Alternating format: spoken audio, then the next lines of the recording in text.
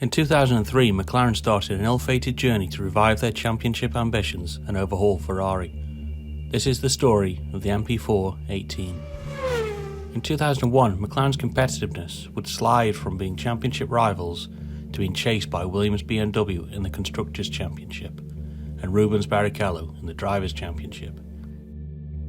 During this season, chief designer Adrian Newey, McLaren's talisman in producing championship-winning cars, was toying with the idea of moving to Jaguar.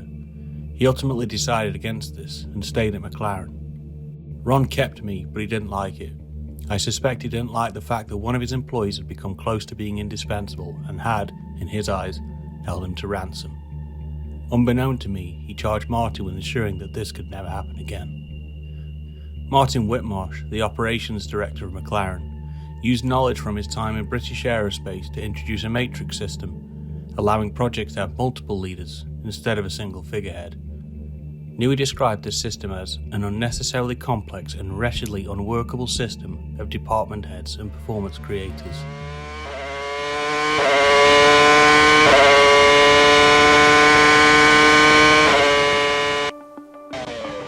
In 2002 would see the team fall further behind.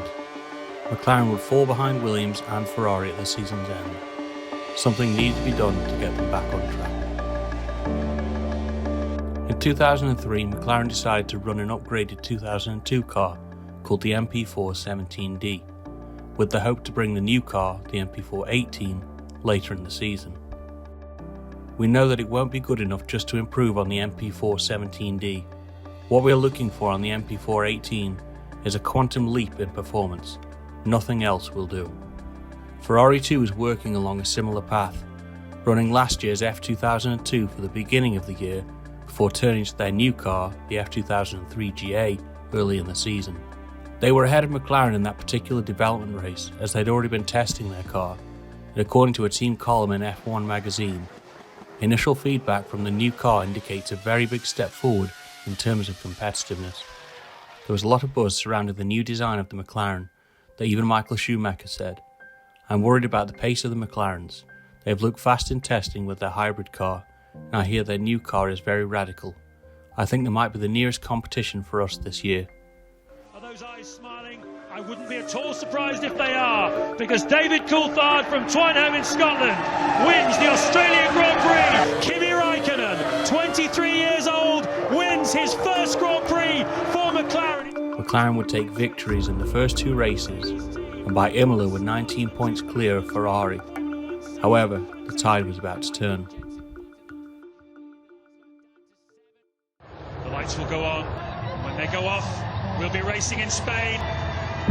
Ferrari introduced their new car, the F2003 GA, at the Spanish Grand Prix, where it dominated the race and they were able to close the gap to McLaren back to 3 points.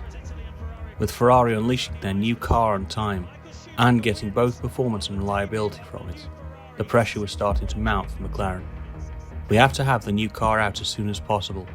It's the only way I can believe we can continue to challenge Ferrari for the championship. Ferrari had their new car in Spain, and you have to presume that the reason they had it is because the new car is quicker. That is going to take them a step forward while we are still eking something out for the MP4-17D. However, not wanting to rush the car, Newey would respond. The problem is that if we bring it in too quickly and it is unreliable, we shoot ourselves in the foot. While there is a lot of pressure as far as introducing it is concerned, we still have to establish pace and reliability. This was all well and good, but the car had still yet to be tested or unveiled, and we were now in May, nearly a third through the season. On 21st of May, the moment arrived to unveil the long-awaited MP4-18 at Circuit Paul Ricard in France for a shakedown. The 18's design was definitely different from its predecessors. Its nose was slimmed and lower at the front, inspiration from Newey's days at Leighton House in the late 80s. The wing itself was a wave instead of the traditional straight. Side pods and rear bodywork was tighter, and the exhausts were aimed at the diffuser for greater downforce, something Newey would return to in 2010 to great effect. Newey would say of the design, "This car has probably had more research put into it than any other car I've worked on." The car completed 27 laps during the first test, but it was hit with multiple issues, none of which were widely reported at the time. Mark Priestley, a team mechanic from McLaren, recalls of the testing. We had a separate test team back then, so another bunch of mechanics and engineers, their own trucks, tools, everything. So it was a completely separate setup. But they were spending all of their time with the 18 almost at that point. They were coming back with the most horrendous reports, and the stories I was hearing from them, I mean, they already hated it after the first test because it was, it was difficult to work on. It was coming back from pretty much every single run on fire. I mean, almost guaranteed. They were meeting the car as it came back into the pit lane with a fire extinguisher every single run. But when it's failing out on track, or sometimes failing even before it left the garage with things burning or failing, we knew that the car was in trouble. And I think at that point, my memory, and certainly the guys from the test team, were all sort of almost putting money on the fact it would never turn a wheel at that point. It was so disastrous. Test driver Alex Wurz wasn't convinced of the car either. I remember they flew the car in with a massive plane. It was followed by camera crews. We had to all wait in Paul Ricard. We saw the plane landing. We had to wait for the camera crews to be in place. I was the first one in the car. It was this whole build-up, actually really crazy.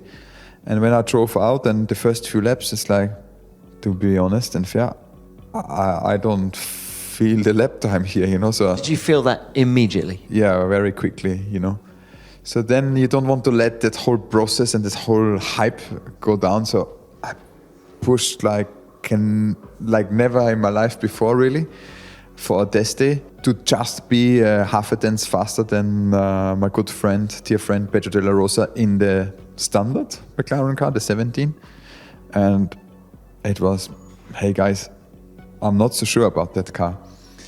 And then very quickly we started to see a lot of faults, and things kept breaking, and we had big accidents with this car.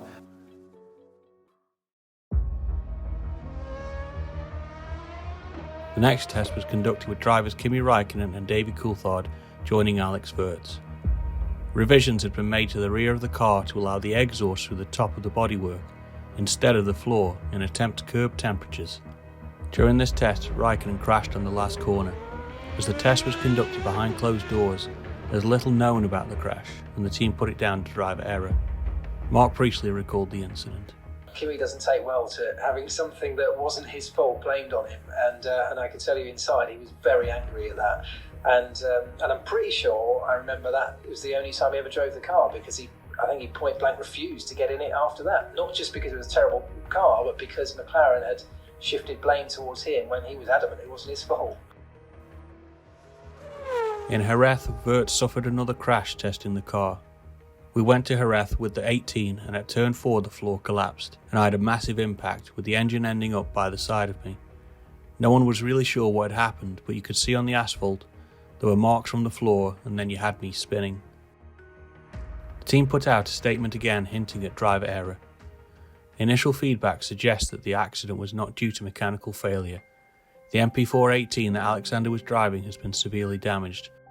However, this will not affect the continuing development of the MP4-18 for subsequent race introduction. Time to get the car race ready was running desperately short, and as the days and months went by, so did the season. The car was meant to be introduced first in Spain, then Canada, Germany, Britain, and then Italy, the 13th round out of 16. Alex Wurz was back behind the wheel to test the car again at Paul Ricard, where the problems continued. In the 18, I had a lot of accidents in Paul Ricard because, for example, it kept blowing up the engine, and then the conrod went through the bottom and the brake line was there. So when you had an engine failure, you had no more brakes either. And I had a few times just going with no more brakes after engine blew up. But when the engine blew up at 250, 260 on the straight, usually at high revs, then suddenly you have no more brakes. So the amount of shunts we had in this car, was just frightening thinking back about it. Pedro de la Rosa was even having problems during his test in Jerez.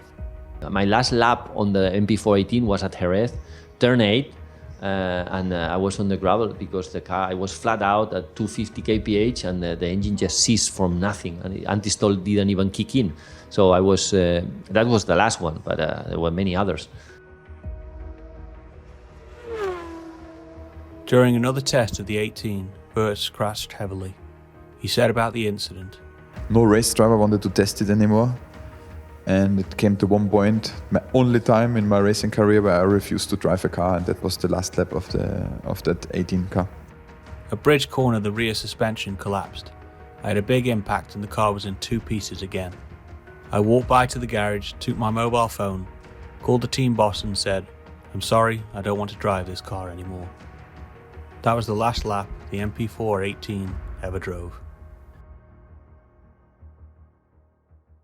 From then on, McLaren started to shift how they spoke about the 18 car.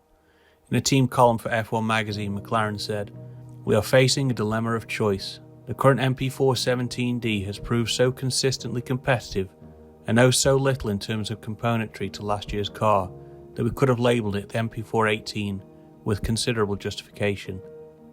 As we face the 6-week test ban, we now have to decide where our priorities lie for the 2003 season. Even Ron Dennis, who had championed the idea of the 18 since the start of the season, had changed his tune. Looking back, one of the mistakes we made was not to call the MP4-17D the MP4-18.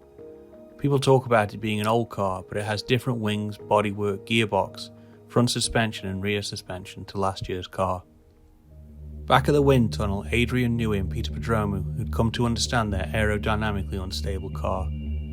Newey proposed building a new chassis which would also reshape the side pods, alleviating the issue. Martin Whitmarsh called a meeting of the department heads, along with Newey and the other designers, to decide whether to carry on and improve the car or to redesign the chassis. Newey lost the vote.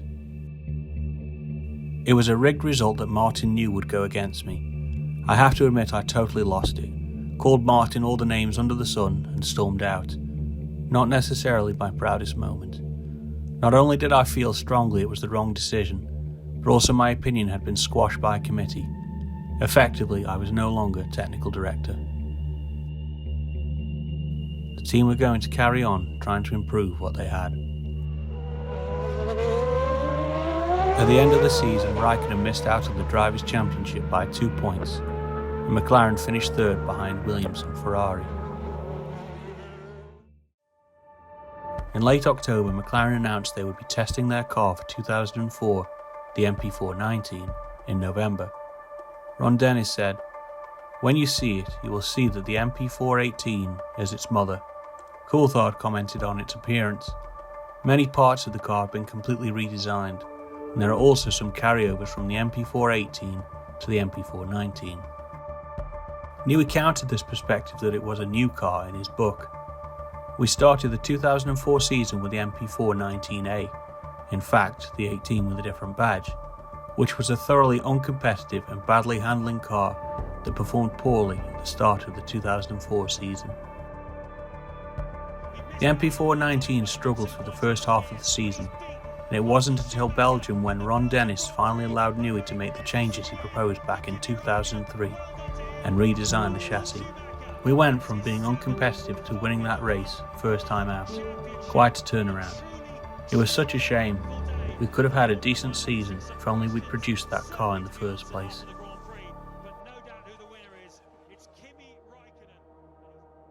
In later years, Wirtz would reflect on his time with the MP4-18. I have respect of speed and I had shunts in my life, but I was never really scared.